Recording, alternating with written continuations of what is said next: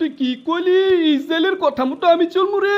আমি হচ্ছে প্রেসিডেন্ট, পুরো বিশ্বের প্রেসিডেন্ট। আরে মঙ্গল গ্রহের প্রেসিডেন্ট আমি ইসরায়েলের কথায় উঠমু বসমু। খবরদার সাবধান কইরা দিতেছি তোরে। অগ বললে দেশ আমার কথায় উঠবো বসবো।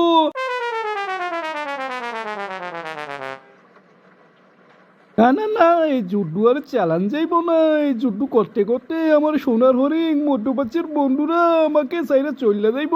দেশের অর্থনৈতিক ক্ষতি হইতেছে। জুড্ডু আর চালামো না, আমার কোনো লাভই নেই। কে এখানে শুরু শুরু গেছি, এখনই আমি টুইট করে দিতেছি। জুড্ডু তাড়াতাড়ি শেষ করে দিমু। ও প্রেসিডেন্ট, পাগল হয়েছেন নাকি? সকাল সকাল বাথরুমে বইয়া কি টুইট করলেন? এই বেটা, এই ফালতু যুদ্ধে জড়াই আঙ্গো লক্ষ লক্ষ কোটি টাকা ক্ষতি হইতাছে। আঙ্গো মৃত্যু দেশগুলো আঙ্গো সাইরা চলে যাইতাছে গা। আঙ্গো সোনার হরিণ মধ্যপ্রাচ্য আঙ্গো হাতছাড়া হয়ে যাইতাছে গা। এই ফালতু যুদ্ধ আর কয়দিন করমু? তাই তাড়াতাড়ি শেষ করে দিমু। এটা টুইট করছি, এটা তো ভালো করছি।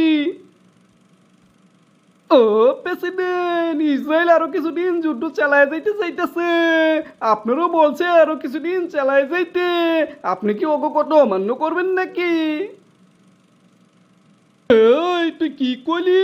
ইসরায়েলের কথা মতো আমি চলমু রে।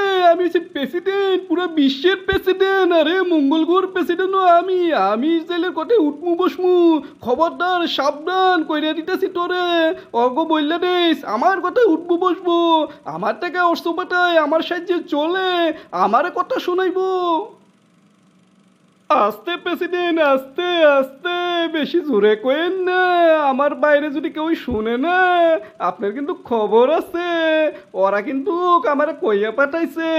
অগ কাছে কিছু ছবি আছে, এস্টিন ফাইলের কিছু ছবি আছে, কিছু ভিডিও আছে।